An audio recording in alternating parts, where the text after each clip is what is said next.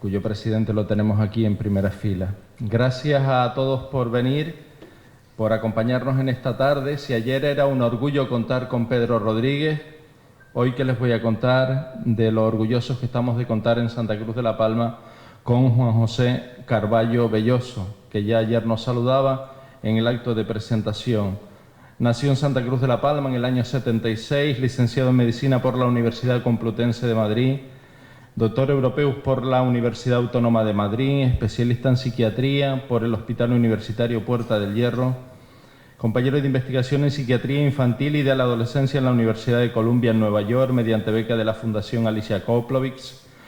Es colaborador clínico del Departamento de Psiquiatría de la Universidad de Navarra hasta 2008, responsable de la Unidad de Psiquiatría del Niño y del Adolescente del Hospital Universitario Fundación Jiménez Díaz en Madrid, jefe asociado del Departamento de Psiquiatría de la Fundación Jiménez Díaz, profesor asociado del Departamento de Psiquiatría de la Autónoma de Madrid, responsable del programa de neuropsiquiatría del Servicio de Psiquiatría del Niño y del Adolescente del Hospital General Universitario Gregorio Marañón de la Universidad Complutense de Madrid, de septiembre del 16 hasta la fecha, y miembro del CiberSam. Sus líneas de investigación han estado relacionadas con la impulsividad, agresividad y la evaluación, tratamiento y evolución de los trastornos psiquiátricos de inicio en la infancia y la adolescencia, como el trastorno por déficit de atención e hiperactividad. Autor de una treintena de artículos de revistas internacionales, revisor en revistas internacionales de la especialidad, ha sido premiado por su labor de investigación y se le ha concedido la primera beca de investigación de la Asociación Española de Psiquiatría del Niño y del Adolescente, APENYA. Con ustedes, para disfrutar de esta tarde de trabajo, Juan José Carballo Belloso. Juanjo, gracias, bienvenido. Muchas gracias.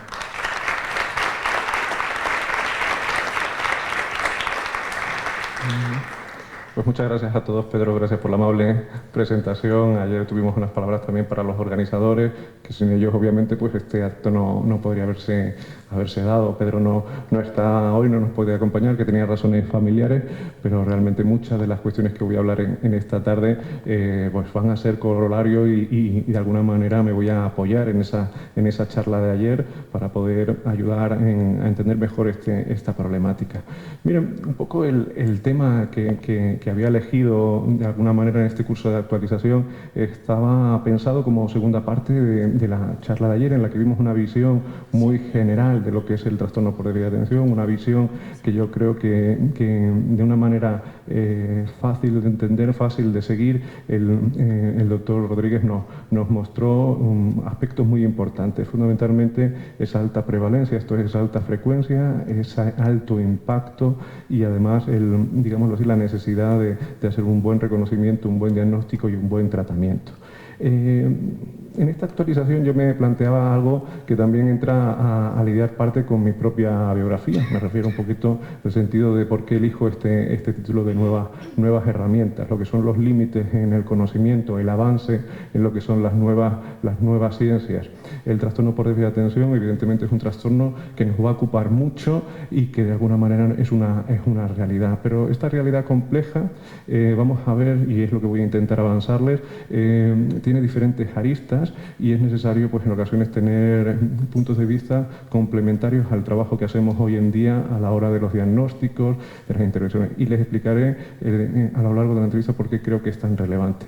Les mostraré aspectos críticos, les mostraré debates que todavía están abiertos y que no voy a ser yo quien los cierre, pero sí quería iluminarles acerca de situaciones diarias que tenemos en las consultas, que muchas familias de las que pueden estar aquí presentes también tienen en el día a día y, por supuesto, oportunidades para intervenir para el profesional médico, para el profesional pediátrico, para el profesional también en su centro escolar, de orientador, de profesor y sobre todo para las familias y los propios pacientes, que son a los que en definitiva nos debemos, ¿no?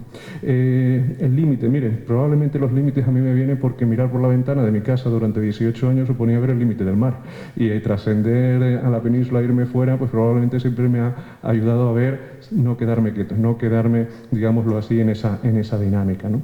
Entonces, bueno, en este aspecto un poquito biográfico, pues voy a empezar ya con la charla. La idea sería darles brevemente repaso de lo que vimos ayer para ponernos en sintonía. Es claramente un trastorno, el trastorno por déficit de atención, uno de los más frecuentes en la infancia y en la adolescencia, y es una alteración, como vimos ayer, que afecta fundamentalmente a la función ejecutiva. Las características de déficit de atención, hiperactividad e impulsividad son las características que las definen, y de alguna manera quiero resaltar que supone una gran carga para el sistema asistencial, especialmente la psiquiatría infantil, en el que puede llegar a rondar el 50% de las consultas.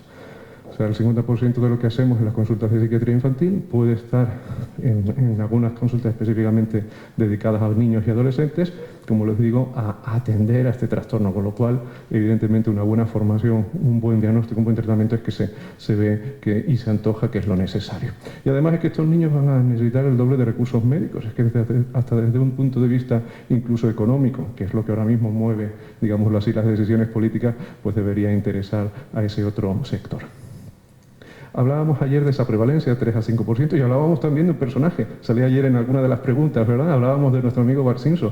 Efectivamente, como modelo de niño con trastornos por déficit de atención suele ser recurrido, ¿no? No estaba preparado que el doctor y yo coincidiéramos, pero bueno, no será la única coincidencia, ¿vale?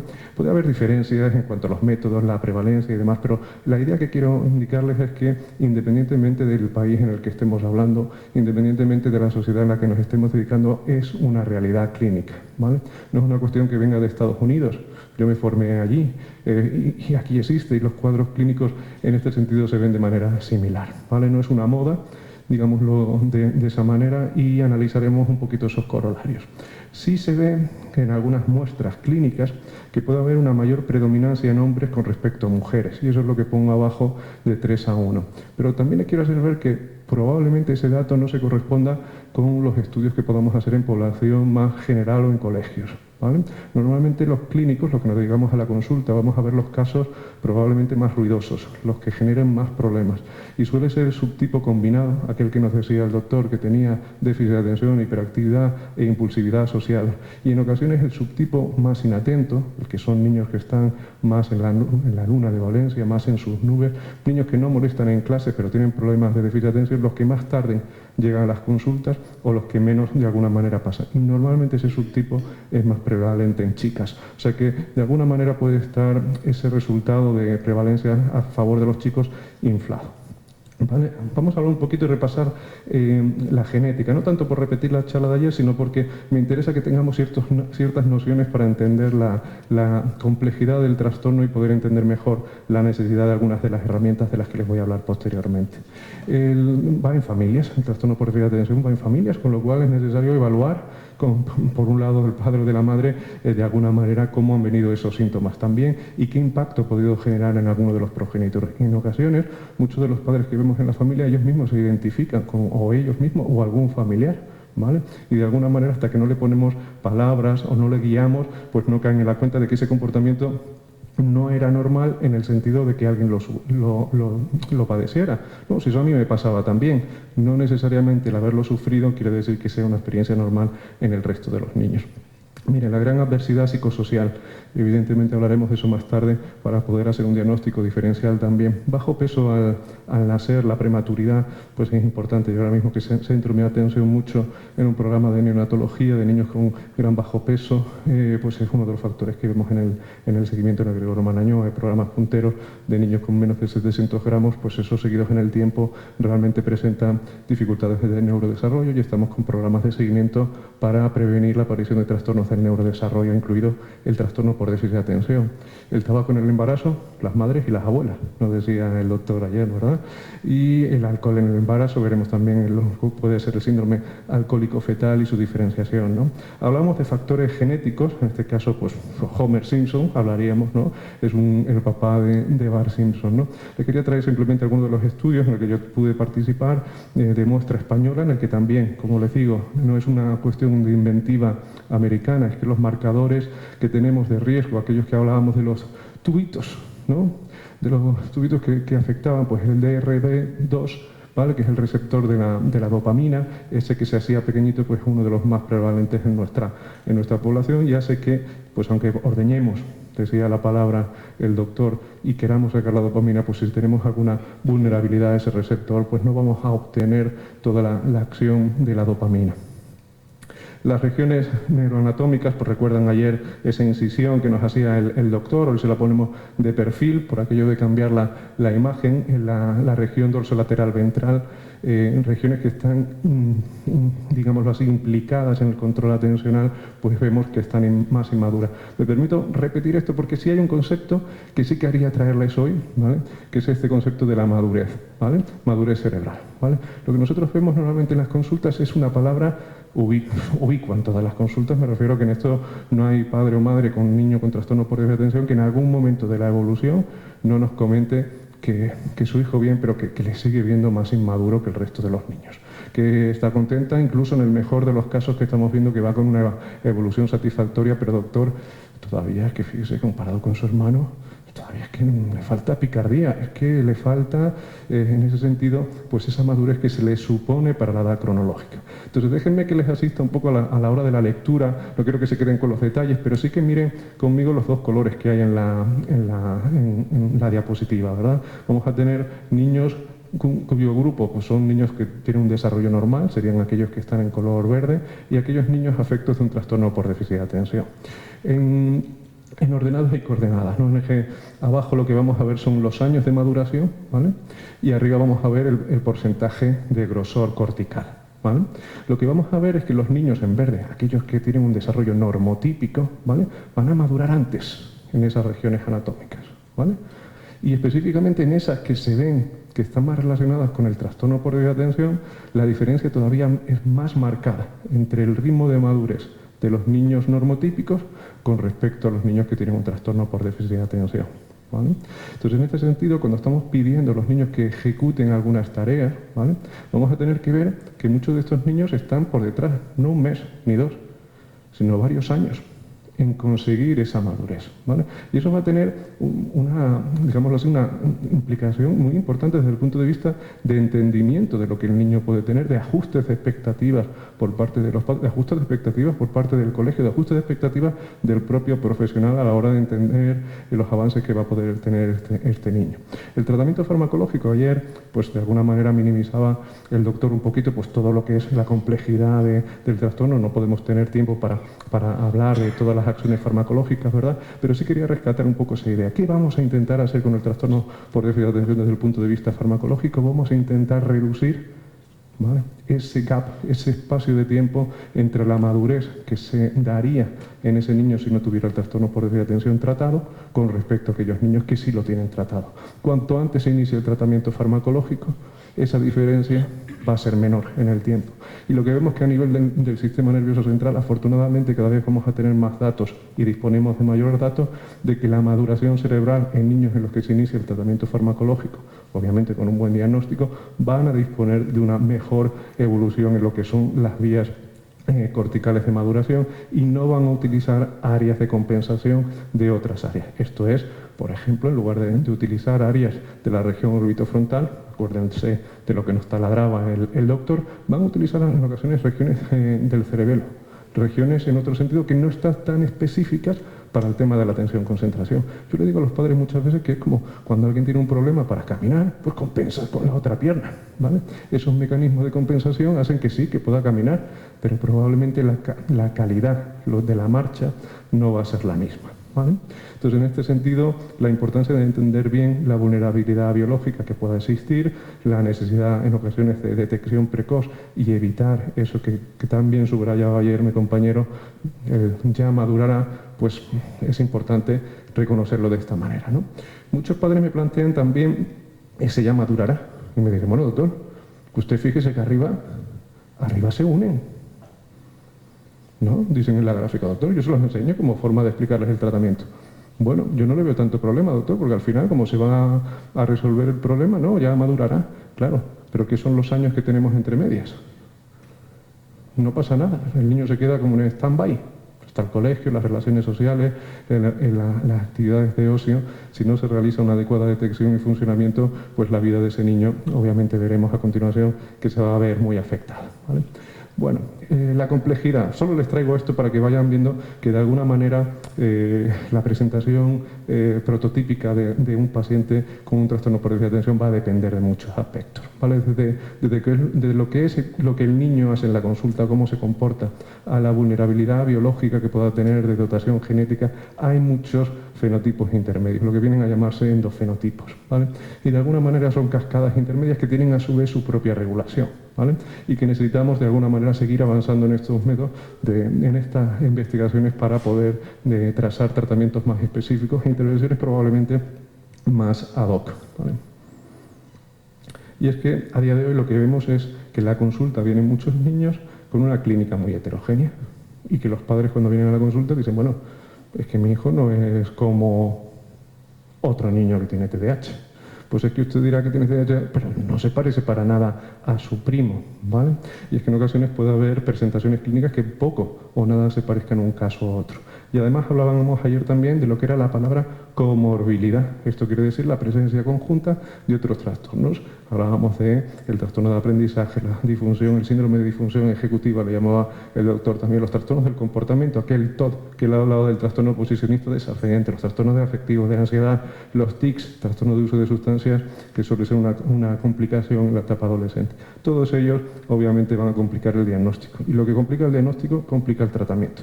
Y lo que complica el tratamiento complica probablemente el funcionamiento del paciente. El TDAH como trastorno evolutivo, también lo vamos a tener que ver en ese sentido, la afectación si no se pone un tratamiento temprano. Y de alguna manera, con todo esto, quiero centrarme ya en la segunda parte de la charla para que podamos ver que nada de lo que le estoy comentando de déficit de atención, de hiperactividad e impulsividad es en sí mismo patognomónico. Esta palabra que significa en medicina, que no nos vale como para decir que esto ya es un diagnóstico, ¿vale? Es como la fiebre, que se puede presentar en muchos cuadros clínicos, ¿vale? La fiebre en sí mismo no nos dice la etiología, no nos dice la causa, no sabemos, podemos tratar, como decía ayer con el DALSI, pero tenemos que ver realmente, afinar más. El diagnóstico diferencial es del TDAH complejo. Esto es otros cuadros que se puedan semejar o asemejar al trastorno por déficit de atención. Eso es lo que tenemos que hacer en las consultas los clínicos, ¿no? Uno de ellos es el trastorno que pueden ser evolutivos. Miren, hay mucho interés últimamente, especialmente en estudios de registros, ¿vale? Como puedan ser los estudios que llevan a cabo los nórdicos, que tienen unos sistemas de registro, pues ya conocen ustedes, los países noruegos, Suecia, Dinamarca, tienen un control que con un número determinado de identificación tienen acceso a toda la información de la población, ¿vale? Y hay mucho interés en estudiar el diagnóstico del TDAH desde el punto de vista de la relación entre el mes de nacimiento y el diagnóstico de trastorno por déficit de atención, ¿vale? Y lo que se ve es que se incrementa prácticamente el doble de diagnósticos de TDAH en niños que han nacido en el último trimestre del año, ¿vale? Entonces, en ocasiones se puede hacer diagnósticos y era más inmadurez. Bueno, yo le digo que estos son datos controvertidos y que lo que apuntan es a la necesidad de hacer diagnósticos adecuados. Cuadros médicos, hipertiroidismo, anemia ferropénica, falta de hierro, pues hay causas que de alguna manera evidentemente hay que valorar. Neurológico, les hablaba antes del síndrome de alcohólico fetal, les hablaba de trastornos psiquiátricos, bueno, la diferenciación entre otros trastornos, hablaba ayer el doctor, trastornos de ansiedad, trastornos de depresión, depresivos, psicosis, autismo, ¿vale? Pueden manifestarse como déficit de atención, hiperactividad, hay que evaluarlo. Desde el punto de vista social, muy importante los aspectos de abuso, los aspectos de trauma en la infancia, los aspectos de trastornos del vínculo afectivo. Me refiero a hacer un buen diagnóstico es muy importante. Vale. Bueno, ¿y cómo se hace eso del diagnóstico? ¿Vale? ¿Cómo se hace? Entonces, ante esa pregunta, realmente, bueno, pues cuando hablo con otros compañeros, otros profesionales, intento explicarle cuál es el funcionamiento en las consultas, ¿no? Cómo hacemos los psiquiatras, los clínicos, que habitualmente vemos a los niños y diagnosticamos del trastorno por déficit de atención. Bueno, pues les indico que normalmente la evidencia, lo que nos dicen las guías clínicas, es que el diagnóstico es eminentemente clínico. Esto quiere decir que el juicio diagnóstico, lo que vamos a dar, está basado en la opinión del médico. ¿Cómo lo va a tener? Médico, psicólogo, neurólogo, que recoge información obtenida de diferentes fuentes. el padre, el colegio, lo que observa obviamente directamente del niño. Pueden hacer incluso observaciones clínicas del niño en la sala y luego puede utilizar en este sentido también niveles de funcionamiento que a veces vienen recogidos por orientadores en el cole, algunos test extensivos, otros los hacen algunos psicólogos en la propia consulta. ¿Vale? En la historia, pues lo que se recoge son el acrónimo FIND, de frecuencia, intensidad, número, duración de los episodios que estamos narrando, dónde aparecen estos trastornos. Acuérdense que debe ser un trastorno que al menos tenga los síntomas durante más de 6 meses en al menos 2 settings, en el colegio, en casa, o si es en uno de ellos que tenga un impacto tal que de alguna manera merezca la pena que lo consideremos un trastorno por su impacto. Información colateral hay que recoger, no vale solo una fuente, la historia del desarrollo, por todos estos aspectos que estaba comentando, tanto de riesgo como prematuridad, bajo peso, todos esos antecedentes obstétricos perinatales, como la situación de madurez que pueda tener el niño, los antecedentes médicos, psiquiátricos, personales, pero también los familiares, Homer Simpson de nuevo, la historia escolar inicial desde el principio, ¿vale? Los trastornos del neurodesarrollo, como el trastorno por déficit de atención, si por algo se caracterizan es porque tienen que estar presentes desde prontito, ¿vale? Aunque vayamos a hablar de la evaluación actual en la que ha suspendido 7, la historia la tenemos que recoger desde bien entrada el inicio del niño, ¿vale? El clima familiar y las relaciones interpersonales. Obviamente estos factores, aunque no son la etiología, bien señalaba ayer el doctor Rodríguez, que pueden de alguna manera amplificar, a modo de amplificador de sonido, los síntomas, ¿vale? Si un niño está alborotado en la casa, no para, pues obviamente si además tenemos una situación familiar caótica, pues esos síntomas no solo no se van a controlar, sino que obviamente, como ustedes comprenderán, se van a exacerbar, ¿no? Igual que los estresantes pues personales, familiares que puedan tener, pero también de relaciones sociales, el bullying no es infrecuente que muchos niños puedan tener también dificultades en las competencias sociales, bien basadas por su impulsividad, bien basadas porque les cuesta trabajo aspectos más relacionados con teoría de la mente, bueno, un largo etcétera que tenemos que tener en cuenta, ¿vale? Entonces era uno de los aspectos que quería indicarles hoy de las limitaciones que tenemos en la evaluación de los niños. A día de hoy realmente no disponemos de ningún test que por sí mismo podamos decir que sea diagnóstico para el TDAH, ¿vale? Es lo que nos ocurre en casi todos los trastornos psiquiátricos, solo hay alguno que pueda tener alguna entidad que podamos hacer alguna prueba. Son trastornos complejos que de alguna manera tienen múltiples vías para manifestarse y en el que de alguna manera pues hay que recoger todas las variables para poder aproximarnos mejor al fenómeno clínico, ¿vale? No obstante, aunque no hay ninguno por sí mismo diagnóstico, sí hay muchos que son útiles para apoyar en el diagnóstico, ¿vale? Y hay muchas guías, como les pongo aquí, que pueden informarnos al respecto, ¿vale? Tampoco existe un consenso sobre qué o cómo aplicar las pruebas en un determinado sentido para obtener un mejor diagnóstico, ¿vale? Y lo que está en boga casi siempre a la hora de las críticas acerca de este diagnóstico y que muchos de ustedes habrán leído o se habrán informado es acerca de la naturaleza subjetiva que pueden tener la apreciación de estos síntomas o estos comportamientos en muchos de los cuestionarios que pasamos a las familias o en el propio colegio, ¿no? Y de alguna manera eso hace que se estén valorando la necesidad de desarrollar nuevas estrategias, nuevas herramientas para poder evaluar a los niños con estos trastornos, ¿vale? Bueno, todo eso era para justificar la sesión de hoy. Ya empezamos, ¿vale? Bueno, entonces, el problema de la subjetividad. El problema de la subjetividad, como les digo, es que las evidencias clínicas de las que disponemos realmente, como evidencias, pues son criticables. La versión de los padres de los cuidadores, la versión de los profesores, la valoración de los profesionales en consulta, normalmente que tenemos a muchos pacientes esperando, pues más si son en situación, en ocasiones en las que los niños se tienen que ir al cole, tienen un examen y no pueden perderse, además el padre aparcado y tienen el parking y te vas con un poquito de retraso y ya te están mirando la hora como en un partido de fútbol. Bueno, pues en ocasiones, de alguna manera, esos factores tienen que hacerse ver que necesitamos, obviamente, ser cuidadosos a la hora de poner cualquier diagnóstico, cualquier tratamiento en cualquiera de los niños que vemos en la consulta, ¿no?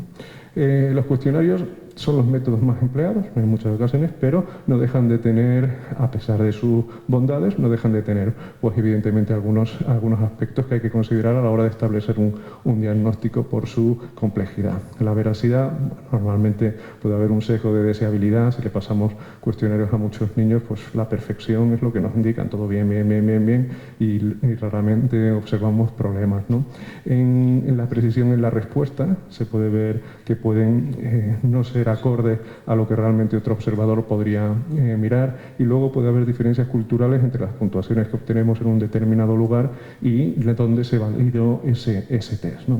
Muchos de los cuestionarios que se aplican en España pues, no han sido hasta recientemente validados, y algunos todavía no han sido realmente validados en nuestro país, ¿vale?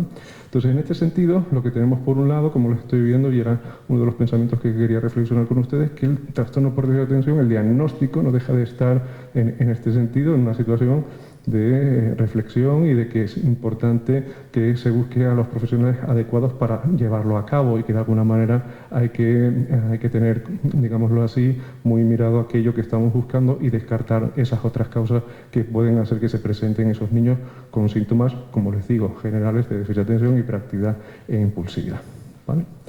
Además, veremos ahora que el diagnóstico del trastorno por déficit de atención, los datos que tenemos es que ha habido un incremento secular, ¿vale?, en los países occidentales en las últimas décadas, ¿vale? Y que además de este incremento secular en la prevalencia del diagnóstico, ¿vale?, también lo que vamos a ver es un incremento de las tasas de tratamiento farmacológico, y en ocasiones en un tiempo corto, en un espacio de tiempo corto, ¿vale? Bueno, este es un estudio que llevamos a cabo en la Comunidad de Madrid, ¿vale?, en el que tuve el honor de poder dirigir estos pequeños resultados, en los cuales, pues bueno, en la Revista Europea de Psiquiatría Infantil lo que hicimos fue plantearlo como una necesidad de evaluación a nivel europeo también. Lo que estamos viendo es el porcentaje de consultas, lo que les decía anteriormente, por grupo de 5 años. Lo que estábamos viendo es que el incremento del diagnóstico de TDAH iba cogiendo cada vez más peso en las consultas, ¿vale?, hasta un 50% ya en esta década. No pudimos continuar porque el registro unificado de datos de toda la Comunidad de Madrid pues se dejó de utilizar con la informatización con cada hospital, y ya no era tan fácil reunir todos esos datos, ¿vale? En principio, lo que vemos aquí son las tasas por año, y vamos viendo cómo va subiendo fundamentalmente a expensas de la etapa escolar y de adolescentes. En los preadolescentes, en las preescolares, de alguna manera no veíamos evidentemente un crecimiento, ¿vale? Y la parte farmacológica, si ustedes se fijan, la curva de arriba, de la derecha, en la prevalencia del trastorno farmacológico en niños, se asemeja un poco a lo que era el incremento en la prevalencia que veíamos en las consultas en Madrid. Y esto, en este sentido, lo que teníamos era un aumento de las prescripciones de estimulantes en varones, que llegaban a un 20 por mil, a un 2%, ¿vale?, de todos los niños en Holanda, ¿vale?, en un paso, pues, digámoslo así, de menos de 10 años, ¿vale? Entonces, bueno, eso es un dato que teníamos que considerar, ¿vale? Por otro lado, lo que vemos es que cuando nos vamos a la necesidad de los niños con trastorno por déficit de atención, estudios americanos lo que nos cuentan es que sí, diagnosticamos, este niño tiene TDAH, le hacemos todas las pruebas, pero no reciben el tratamiento adecuado, ¿vale? Bueno, pensamos pues que los americanos tienen un sistema privado, por mucho Obamacare que quieran cambiar, es diferente al nuestro, no se puede asemejar a políticas que podamos tener en otros países, pues digámoslo así, con sistemas sanitarios universales que presentan una atención. Vale. Nos vamos a Europa y se hace un estudio europeo, participa un colega nuestro de Madrid, el doctor Quintero. Bueno, lo que observamos es que la satisfacción de los familiares con el diagnóstico tampoco es mejor, ¿vale? De hecho es similar, ¿vale? El tiempo hasta el diagnóstico, desde las visitas y demás, se puede demorar un año, ¿vale? Los tratamientos que reciben son insuficientes, los tratamientos de apoyo, ¿no? Entonces esta es la realidad que tenemos. Por un lado, muchos niños parece que están en consulta, los que necesitan ser tratados no reciben suficientemente los tratamientos que dicen las guías clínicas, ¿vale? Entonces, bueno, y esto es a expensas de que sabemos que los niños con trastorno por déficit de atención presentan, ¿vale?, una afectación clara en su calidad de vida, ¿vale? Las revisiones sistemáticas acerca de este tema nos lo comprueban una y otra vez. ¿vale? Y lo que les comentaba yo ayer, pues esta calidad de vida es significativa, incluso similar o mayor a la que tienen algunos niños con otras condiciones médicas, como pueda ser la diabetes mellitus, a la que nadie se le escapa, que la calidad de vida de un niño con adolescente con esta patología pues se ve claramente afectada, ¿vale? No solo en la vida de los niños, sino también en la vida de la familia. Y lo que vemos aquí es que los estudios que se encargan de evaluar el clima familiar, ya no solo en un momento determinado o en la evaluación, lo que estamos viendo es que con el doctor Cohen, ¿vale?, es un psiquiatra escocés, y claro, él comentaba, cuando yo empecé la práctica clínica, lo que yo hacía era ponía medicamentos y utilizaba la escala de síntomas. Ah, muy bien, ha mejorado, ha bajado un 50% los síntomas del TDAH. Perfecto, está este niño estupendo. Cuando empezó a considerar valores familiares, ¿vale?, y empezar a recoger lo que era la vida de este niño y su familia a lo largo del día, lo que nos indican las columnas es qué tal está el niño en la rutina de la mañana. Pues ahí lo que vemos es que todas las familias, se tenga niño con TDAH o se tenga niños sin TDAH, las mañanas son complicadas. Eso para todo el mundo. Vale, de acuerdo, no era ninguna sorpresa. El problema viene en que cada uno de los segmentos posteriores, la mañana, el almuerzo, por la tarde, por la noche, a la hora de ir a dormir, a la hora de prepararnos, es un auténtico, digámoslo así, campo de batalla que puede haber en las casas, ¿vale? Un auténtico positivismo negativismo, una auténtica lucha diaria que se repite día tras día, como el día de la marmota. Y en muchas ocasiones vemos a las familias que llegan a las consultas derrotadas, los padres y las madres. Y los clínicos lo que hacemos es que usted lo que tiene que poner es ponerle normas. Es que usted está muy pasiva. Cuando esa persona lleva bregando día tras día, no cada 3 meses que le vemos la consulta, no, día tras día, de consulta a consulta. Evidentemente todo se puede mejorar, pero entender la dinámica diaria en esa familia, en ese niño, es fundamental para poder aproximarnos bien al problema, ¿vale? Estoy enfocando algunas de las cosas que luego verán en qué sentido lo quiero decir, ¿vale? En este aspecto lo que me estaba provocando un poquito pues es este balance entre qué hacer. Por un lado, tratamos, no tratamos, sobrediagnosticamos, no sobrediagnosticamos, no tratamos si es necesario tratar para evitar estas complicaciones, ¿vale? Y son estas dicotomías de infra o sobrediagnóstico, de infra o sobretratamiento, de alguna manera la que ha empujado a muchos grupos de investigación a seguir avanzando en medidas pues lo más objetivas posible, si eso en parte podría ayudar en el terreno. Aunque ya les digo que por mucha máquina que haya, el criterio clínico obviamente no va a poder desaparecer. Bueno, hace poquito, menos de un año, salió una de las revisiones acerca de la utilidad de combinar medidas, ¿vale?, de precisión diagnóstica objetiva, como son los actígrafos, ¿vale?, junto con algunos de estos test neuropsicológicos para, digámoslo así, medir la capacidad de atención y concentración, ¿vale? Y que estos sugerían que podían ser una mejora en la detección de los niños con trastorno por déficit de atención. Las pruebas CPT, Continuous Performance Test, son pruebas que muchos de los aquí presentes conocerán, se realizan pues para medir la atención fundamentalmente sostenida. Y es un test que típicamente, como ven aquí, pues se les presenta a los niños una serie de estímulos en los que, de alguna manera, el más representativo puede ser el CPT de Conners, pues se le presenta una serie de letras y tienen que apretar a la barra espaciadora de un ordenador, ¿vale?, todas las letras salvo la X, ¿vale? Tienen que inhibir ese. Hay otros 3, porque en lugar de la X puede ser un cuadradito que si aparece arriba aprieto y si aparece abajo no aprieto. Variaciones sobre el mismo tema, ¿vale? Estar atento. Aquí les pongo pues los más conocidos, el TOBA, GDS, CPT, el MMAT, IVA+CPT, QI-test, ¿vale? Algunos de los rojos veo que no se ve muy bien. ¿Y por qué los pongo en rojo? Porque los que no están en rojo no miden actividad, miden atención. En un trastorno que se llama trastorno por déficit de atención e hiperactividad, hombre, podemos pensar que esa H también es importante, ¿vale? Entonces se han realizado avances en estos tipos de instrumentos para detectar también los movimientos que el niño pueda realizar, ¿vale? ¿Por qué?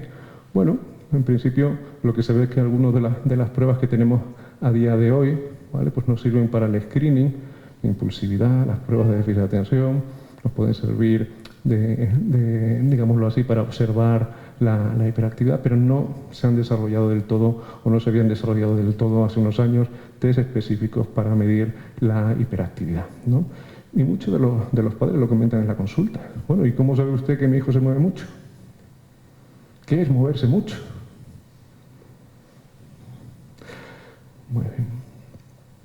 Ahora le diré mis experiencias en un estudio que hicimos en la Fundación Jiménez Díaz, ¿no?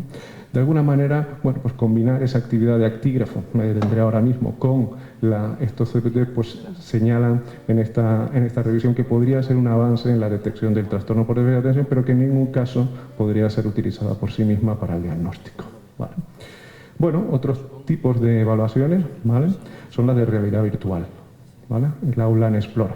A muchos de ustedes a lo mejor les suena, ¿vale? Y de alguna manera pues es un CPT que además genera una realidad virtual que permite, pues digámoslo así, una mejor validez ecológica. Esto es casi el niño en el aula, incluso con distractores, llaman al niño, para que el niño con trastorno por déficit de atención se vea dificultado su capacidad de atención y concentración, ¿vale? De alguna manera supera en algunas variables al CPT clásico y tiene la capacidad de poder diferenciar a aquellos niños tratados de los que no están tratados, ¿vale? Muchas de estas pruebas, el problema que tienen en sí mismas, ¿vale?, es que los grupos de comparación son niños sanos, ¿vale? Y claro, los niños que vemos en las consultas, normalmente algo les pasa. No son sanos y el grado, digámoslo así, de discriminación real o de darnos un dato concreto de si es una patología de TDAH u otra, no es tan fácil de hacer, ¿vale? Bueno, desde el punto de vista neurológico, ¿vale?, hay datos que vienen más por la vía de la neuropsicología, otros datos más desde la vía de la neurología, ¿vale? Pues es un ratio que calculan a través de un electroencefalograma y que nos permite, según esa ratio teta-beta, pues calcular la probabilidad de que tenga un trastorno por déficit de atención o síntomas subjetivos de otros trastornos, más de tipo neurológico, ¿vale? Y de alguna manera pues se ha propuesto como mecanismo por la FDA, digámoslo así, la Administración Americana de Diagnósticos y de Tratamientos Americanos, como una prueba válida para poder, digámoslo así, continuar el estudio del trastorno por déficit de atención, ¿vale? La convergencia ocular, muchos les suena este concepto, lo han visto para el diagnóstico del trastorno por déficit de atención. Bueno, de alguna manera, pues algunos investigadores han estado viendo que en la atención y concentración puede haber rutas de visión que diferencian a niños que tienen problemas atencionales de los que no lo tienen, y para eso han desarrollado algunos paradigmas que les permiten de alguna manera plantear que los niños con trastorno por déficit de atención van a tener una diferencia con el grupo control en esta variable de convergencia, ¿vale? A este nivel, bueno, pues han salido investigaciones acerca de ejercicios de terapia visual que podrían servir en niños que pudieran tener estas dificultades, pero como les digo, todavía está en un campo pues de muchísima necesidad de avance, ¿vale? Entonces, bueno, pues lo que hemos visto es que los problemas a la hora de los cuestionarios, pues de alguna manera a la hora de reportar los datos, y que podía haber esa subjetividad. Hay algunos tipos de análisis que realizan los ingenieros que lo que intentan es técnicas estadísticas y reconocimiento de patrones, ¿vale? De alguna manera el Big Data, a todos nos suena, ¿verdad? Ya está en todos lados. El análisis de aprendizaje máquina, que son técnicas de análisis que utilizan los ingenieros, se vuelca también en el diagnóstico del trastorno por déficit de atención, ¿vale? Los problemas de veracidad de la respuesta, pues de alguna manera como si fuera una prueba de máquina de la verdad, pues lo que hacemos es objetivar lo que son los movimientos o de capacidad de detección. Y en las diferencias de culturas, pues para minimizar ese efecto, lo que van a utilizar son patrones que no sean verbales, ¿vale? Yo les voy a presentar ahora algunos de los trabajos en los que yo he podido tomar parte para poder hablar casi de primera persona y traerles lo que es mi experiencia en estos casos, ¿no? Mire, cuando colaboramos ya hace 10 años, pues en uno de los artículos que está incluido en esa revisión que les presentaba anteriormente, pues en este sentido fuimos pioneros con la universidad, con la facultad, bueno, ¿no? Ellos son escuela de ingenieros de telecomunicaciones, ¿vale? De Carlos III de Madrid, ¿vale? Con el departamento de teoría de la señal, ¿vale? Y ahí les decía que teníamos nuestras dificultades porque a la hora de hablar lenguaje psiquiátrico ingeniero no era fácil, ¿vale? Queremos sensores que nos ayuden a diferenciar a niños que tengan TDAH de los que no tengan TDAH. Primera pregunta. Doctor, defíname cómo es el movimiento del niño con TDAH. Mucho. No. ¿Cómo es? No sé. Mucho. ¿Vale? Aprendí fórmulas matemáticas rarísimas, ¿no? Entonces, lo que le quiero hacer ver es que ellos se extrañaban que por mi decisión, acto de fe, se pusieran medicación. No les cabía en la cabeza que eso pudiera darse ese salto, ¿no? ¿De acuerdo? Lo que hicimos fue un sistema en el que elaborábamos 5 diseños diferentes para evaluar al niño. En la sala de espera, con el médico, con sus padres y haciendo uno de estos test, ¿vale? Eso que hablábamos antes de combinar los test de actígrafos con uno de estos test que es el test TOBA. Y de alguna manera en ese espacio veíamos que mientras estaban moviendo eran capaces de detectar algunos, digámoslo así, como si estuviéramos haciendo un electrocardiograma, ¿vale? Y eran capaces de definir curvas de movimiento, patrones de movimiento que identificaban y diferenciaban con un grado alto de, digámoslo así, de sensibilidad a aquellos niños que presentaban el trastorno por déficit de atención, ¿no? Hombre, son condiciones que son de laboratorio y obviamente es difícil poder extrapolarlas, pero ya les digo que este estudio pues de alguna manera pues nos sirvió a nosotros y sobre todo a NIF, la primera autora, para seguir en su línea ahora mismo trabajando en estos aspectos de diseño de actígrafos, ¿no? Estos actígrafos, un poquito por continuar, pues son, digamos así, sensores que nos permiten ahora sí definir mejor el movimiento. Movimientos de rotación, movimientos de velocidad angular, movimientos de giro, de cambio, ¿vale? De alguna manera, la forma de llevarlos los niños los tenían de alguna manera atados a modo de reloj, ¿vale? Y otros lo teníamos a nivel axial, ¿vale? A nivel axial, tengo que confesar que no tenía en ese momento ningún argumento para ponerlo, pero mi observación clínica con sillas de IKEA, que le llamamos revolving chair, yo lo que veía en consulta, que como tuviera una silla que se mueve, el niño no paraba. Dije, oye, yo no sé cómo es el movimiento, pero sé que aquí se va a mover seguro, ¿vale? Bueno, parece que luego, por razones de movimiento, de tipo de giro, los neurólogos nos dijeron que era el mejor sitio para ponerle el cinturón. Bueno, a veces hay serendipity, le llaman, ¿no? Esos aspectos de suerte en la investigación. Entonces les quería poner un vídeo pues para definir un poquito lo que son medidas groseras. El niño se mueve.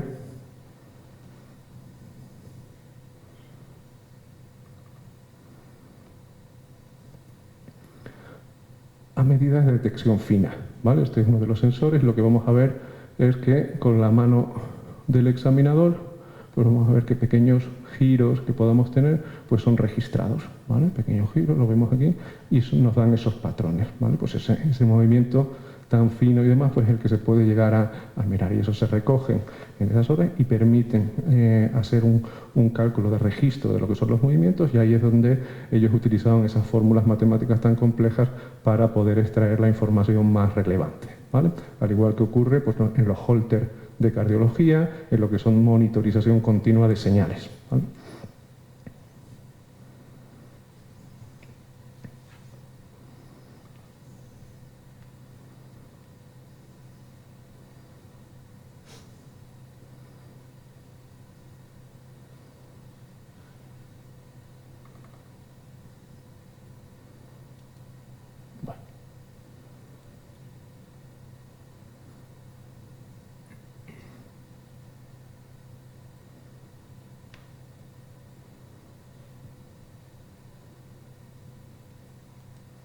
Me va a tocar ir una a una. Vale. Otro de los aspectos que hemos estado desarrollando es estudios con otra detección, ¿vale? Y esta tecnología es con la Kinect. ¿Conocen ustedes la Kinect? ¿Sí? Para jugar la Xbox. ¿Sí o no? Bueno, pues con eso hemos visto y hemos hecho estudios, ya que le gusta a los niños, vamos a ver si con eso, donde está el problema, buscamos parte de la solución, ¿no? Y lo que hicimos fue elaborar un protocolo de evaluación de trastorno por déficit de atención evaluando con una prueba de Xbox, ¿vale?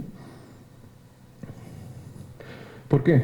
bueno, no fue casual, nos permite mucho reconocimiento facial. Tiene una cámara que detecta mucho patrones en la cara y a nivel del cuerpo nos puede ayudar a representar. Y de alguna manera, en lugar de tener fijos los actígrafos que costaban tenerlo, que son muy caros y se rompen, y en niños con trastorno por déficit de atención era un miedo que teníamos. En esa época costaban 2.000 euros además, mi puesto de trabajo peligraba, según me decía mi jefe, espero que esto no salga.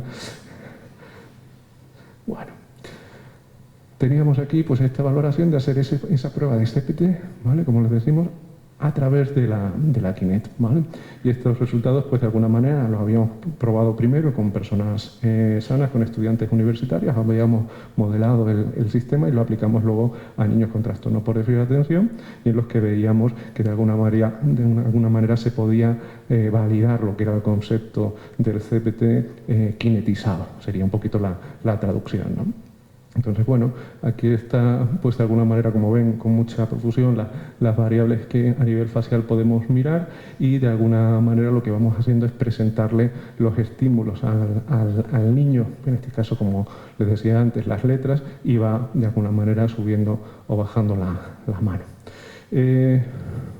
En principio no tengo mucho tiempo, no quiero detenerme para explicarles todo la prueba, ¿vale? Pero lo que sería básicamente es evaluar con más detalle lo que es la precisión de la respuesta, ¿vale? Si a un niño le damos la opción de pararse, normalmente hacen respuestas compensatorias, ¿vale? De alguna manera frenan, pero eso no queda registrado. No sabemos el niño que ha intentado pulsar, pero luego echa para atrás y no pulsa, ¿vale? Y aquí lo pillamos, ¿vale? Aquí se mueve todo y la rapidez. Y luego además podemos ver qué niño está en el ordenador, no sentado. Hay muchos niños que hacen la prueba moviéndose, que no nos daban resultados anteriormente y que ahora con este tipo de abordajes pues nos da un enriquecimiento mayor, ¿vale?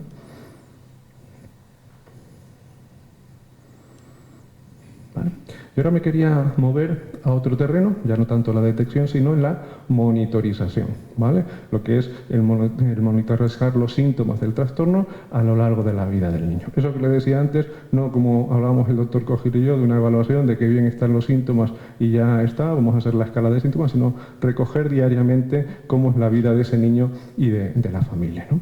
Entonces, bueno, de alguna manera todos somos conocedores de la llegada de Internet a nuestra vida y cómo los conceptos de e-health y mental health, pues de alguna manera forman parte ya de nuestro diagnóstico, digámoslo así, de nuestro proceder prácticamente diario, ¿no? Entonces, bueno, los servicios de información sobre salud mental dados a través de la Internet y tecnologías, ¿vale? Pues de alguna manera van a recibir ese nombre de e-mental health.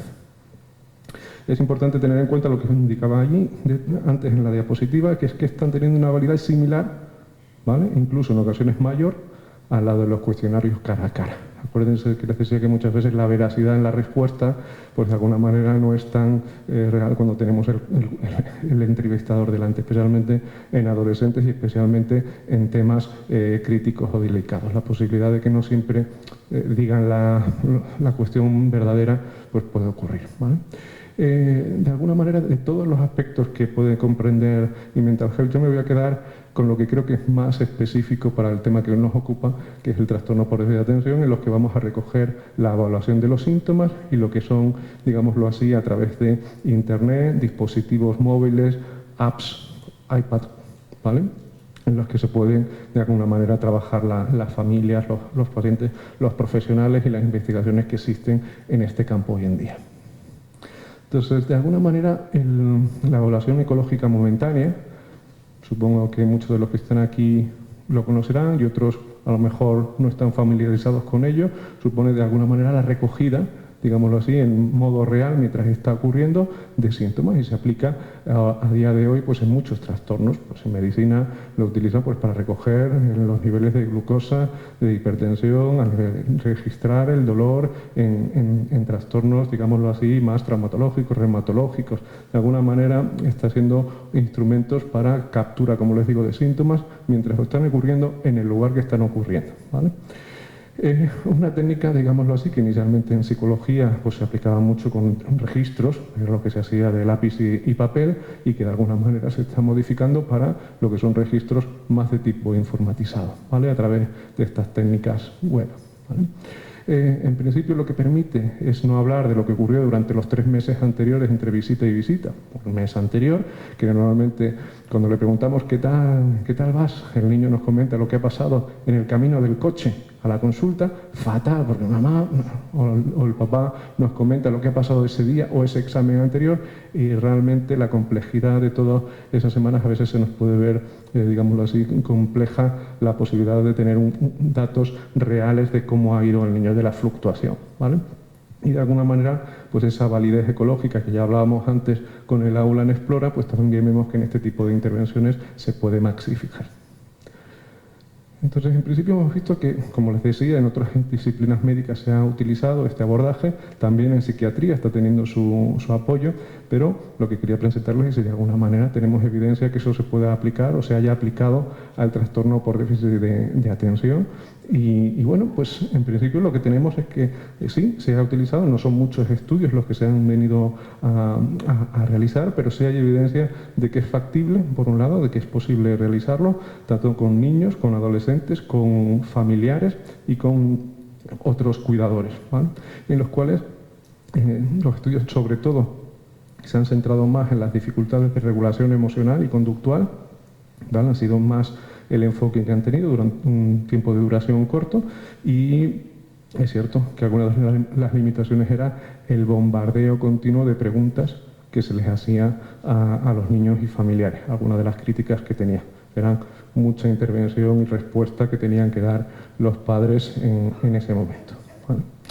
Bueno, las apps, yo les pongo aquí que hay app para todos, y también pues en este sentido están saliendo apps para el trastorno por déficit de atención, pero parece que no todas valen, y que de alguna manera las revisiones que se están realizando sobre este tema, especialmente en los países anglosajones, en los que son más rígidos, digámoslo así, o más quisquillosos con todo lo que es el tema de la confidencialidad de datos, de protección de datos, de lo que sería cumplimiento de regímenes para poder facilitar el que eso se lleve a cabo con niños y población de riesgo, que tengan unos estándares de calidad, pues observar que muchos de esos estudios de alguna manera no cumplirían en este aspecto, muchas de estas apps, los requisitos de esa, digámoslo así, de esa agencia como es la Agencia de Seguridad y Protección británica. Pero de aquellos que sí lo superan, o sea, la crème de la crème, ¿vale? Cuando superan los registros y demás, y ellos hacen un estudio de todo lo que existe en el mercado de iTunes y de Google Play, se quedan con las 10 mejores, el top 10, ¿vale? La lista del top 10. Y lo que ocurre es que cuando las evalúan las familias y los clínicos, lo que se dan cuenta es que ninguna pasa el punto de corte de aprobado, ¿vale? Que de alguna manera lo que es la monitorización de síntomas, la presentación de los datos, la información que las familias entienden como importante para ellos, para explicarles lo que está ocurriendo, el diálogo que pueden esas circunstancias condicionar para los niños, todavía no está del todo conseguido, ¿vale? O sea que de alguna manera se abre una vía de comunicación y de obtención de datos muy útil, pero lo que se está viendo, y esto es un resultado de octubre de este año, me refiero que es que esto está salido del horno casi como para la presentación, todavía estamos en vía, como les digo, de desarrollo, ¿vale? Entonces, un poquito, pues son estudios prometedores, los tamaños muestrales son cortitos, los tiempos de duración de seguimiento son cortitos también, ¿vale? Y fundamentalmente, pues yo le diría que no se ajustan a las expectativas que las familias en este sentido ven como necesidades, y eso es un campo a desarrollar, ¿vale? En el colegio también, en el colegio estamos viendo que pueden desarrollarse este tipo de intervenciones, ¿vale?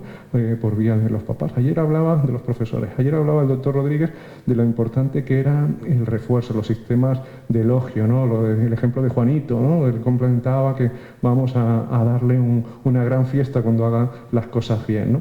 Y de alguna manera, pues asistidos con estas nuevas tecnologías, pues estamos viendo qué se podría hacer. Les voy a poner aquí esta representación un poquito visual de lo que sería un resultado que el profesor puede tener, y de nuevo, alrededor de las horas se va marcando el nivel de funcionamiento que ha tenido el alumno, ¿vale?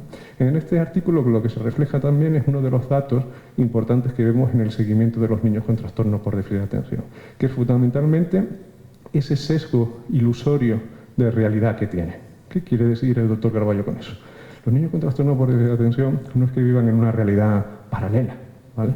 Pero en muchas ocasiones no discriminan como problema su día a día. En las consultas lo vemos, que el niño entra sonriente en la consulta. ¿Qué tal? Muy bien, contento. Los padres desesperados, sudor en la frente.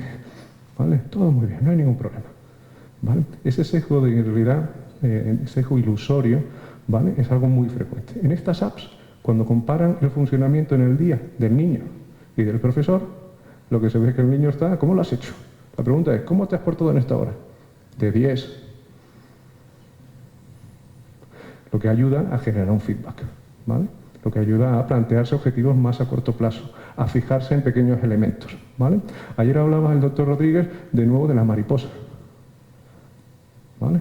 Esto sería como ayudarle a que se pose donde tiene que hacerlo, que no deambule y que de alguna manera ese atolondramiento, que era como de alguna manera veía este profesor el circuito final, ¿no? De alguna manera en su descripción, pues con sus palabras tan ajustadas a lo que hoy en día gestionamos como síndrome, de alguna manera poder ayudarle en una monitorización continuada, ¿vale? Este control externo, a través de estas tablets, le puede ayudar a una monitorización interna, a un seguimiento, ¿vale? Yo les voy a traer ahora pues también un poco aspectos casi de hablar de mi libro. Bueno, pues el Me Mind es un programa que llevábamos a cabo en diferentes hospitales de Madrid, ¿vale? En los cuales pues de alguna manera utilizábamos estas nuevas tecnologías para la evaluación y ver si esto que yo les he comentado pues tiene utilidad en la práctica clínica, ¿vale? Utilizábamos una herramienta pues que como tienen unos dispositivos pues también para app, para poder utilizarlo las familias, y se podían descargar pues tanto en Google como en iOS, Apple, ¿no? ¿Vale? Y la aplicación pues tiene una monitorización para los padres, para los niños, ¿vale? En los cuales pues ellos pueden de alguna manera girar las puntuaciones de cómo van, cómo se ven los niños en determinadas preguntas, ¿vale? No les quiero poner pues todos los cuestionarios, pero sí algunas preguntas en las que sí me llama la atención algunos de los resultados que se obtenían de cara a cuestiones de calidad de vida de estos niños, ¿no? Pues bueno, se lo utilizábamos con grupos controles psiquiátricos también, y bueno, pues estoy cansado de que la gente no me entienda, ¿no? Pues de alguna manera prácticamente el 90% de los niños con trastorno por déficit de atención, disculpe, pues se sentían en ese sentido más incomprendidos que lo que deberíamos esperar para su edad, y así pues una serie de cúmulos, ¿no? Y la idea un poco en este aspecto es ver y relacionar cómo las intervenciones que se lleven a cabo pueden ayudarnos a ir perfilando la respuesta de los niños. ¿Qué variables personales, cuando llega el niño a la consulta, pueden predecir mejor respuesta? ¿Qué variables pueden asociarse a un peor pronóstico? ¿Qué intervenciones se lleven a cabo pueden ayudarnos a disminuir esa sintomatología del niño, ¿no? A nivel, digámoslo así, familiar, ¿vale? Pues lo que queremos ver también es la relación en el estudio combinado, no solo de lo que son las cuestiones de los niños, sino aquella, digámoslo así, diapositiva en la que yo insistía en el funcionamiento diario del niño, ¿no?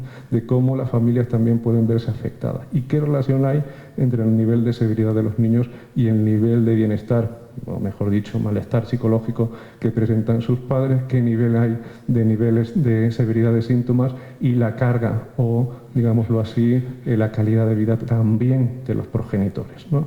Este artículo en el que estamos trabajando y de alguna manera pues ya lo está pendiente de publicarse, pues lo que observamos es precisamente esa relación que existe, obviamente, entre una mayor severidad, nadie se le escapa, y obviamente un peor funcionamiento, y eso en el tiempo como se ve modificado, ¿vale?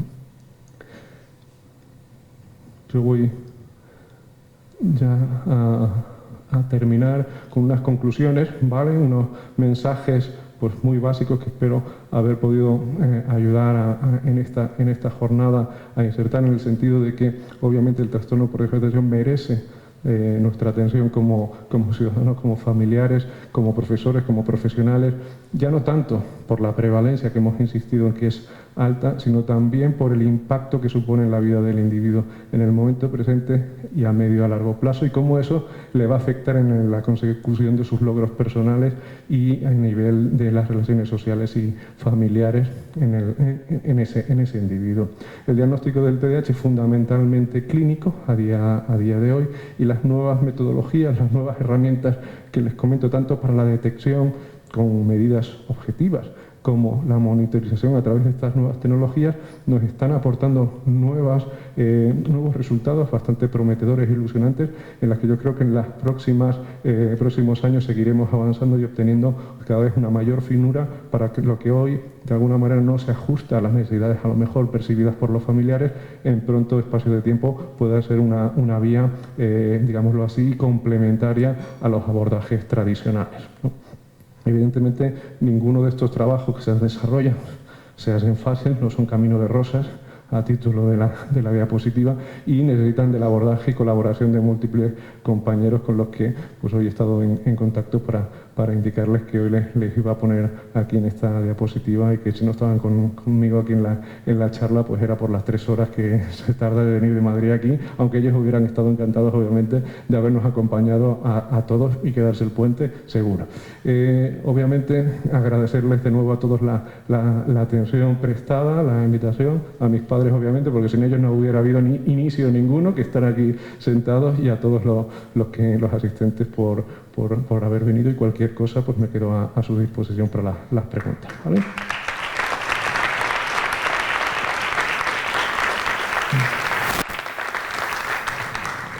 Hay un servicio de micrófono inalámbrico para cualquier persona que quiera realizar algún tipo de pregunta o planteamiento al doctor Carballo.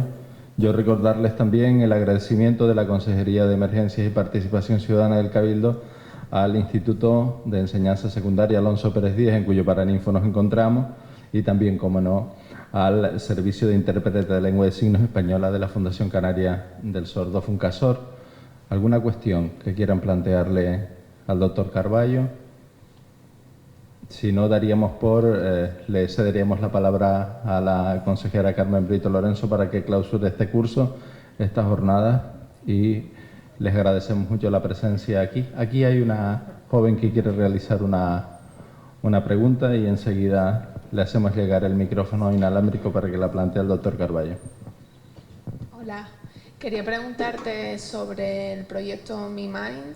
Sí. ¿Es una aplicación que han desarrollado ustedes? Sí, lo desarrollamos en el departamento de la Fundación Jiménez Díaz, el departamento de psiquiatría, y con el que continúo colaborando. Es una plataforma pues multilingüe y multicolaborativa con diferentes centros, y los resultados que yo les he presentado es más de la población de los hospitales adscritos a ese hospital, pero son otros centros los que han también colaborado y están desarrollando esta aplicación, no solo para el trastorno por déficit de atención, sino para otros trastornos psiquiátricos en la infancia, pero también en la adolescencia y en la etapa adulta, en los que se quiere profundizar en las experiencias que puedan tener los pacientes y sus familiares, ¿vale? Entonces, de alguna manera, pues tiene que pasar por un comité ético, tiene todos los niveles de garantía técnica en lo que es la aplicación, y todos los niveles de estándares clínicos, lo que es el proyecto, digámoslo así, de investigación, para poder incorporar a las familias y a los niños, por supuesto, ¿vale? Pero les he dejado ahí mi correo personal si querían hacer alguna pregunta. A veces en público da un poquito más de vergüenza, y cualquier cosa, pues yo estaré encantado de mirarlo, y como comentaba ayer el doctor Rodríguez, pues encantado de poder compartir las imágenes y demás. No sé si a lo mejor por lo que es la cara de nuestro compañero en la prueba, a lo mejor esa la quitamos, no vaya a ser que se me enfade, pero bueno, yo creo que colaborará con la ciencia, yo creo que no nos dejará ponerla. ¿Algún planteamiento más? Recordarles que estas jornadas las ha organizado el Área de Emergencias y Participación Ciudadana del Cabildo de La Palma, con la colaboración, ya les comentaba antes, de 2 consejerías del Gobierno regional, la de Educación y Sanidad, también el Colegio Oficial de Médicos y la Asociación BESAI. Y también, antes de finalizar el Cabildo de La Palma, quería tener un pequeño detalle con el doctor Carballo Belloso, con lo cual pues también pido que este sea el momento en el que se le reconozca. Y nosotros pues le agradecemos con un aplauso también la presencia aquí en La Palma. Muchas gracias.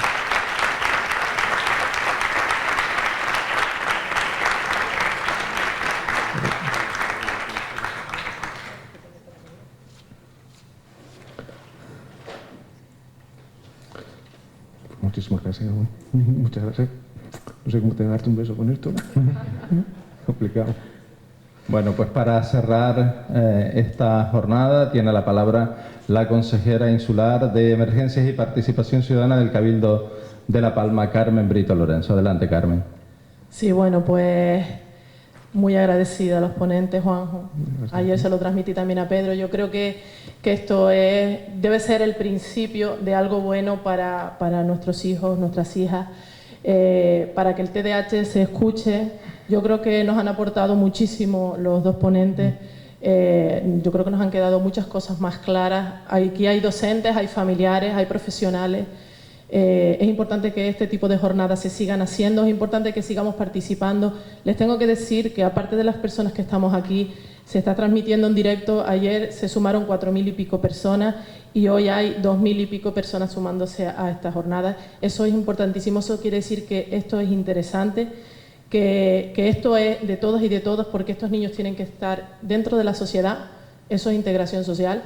Y que para eso estamos todos los palmeros y palmeras, y yo creo que vamos a seguir empujando para que siga así. Muchas gracias a todos por la asistencia. Nuevamente, Funcasor, chicas, gracias, como siempre, que están con nosotros.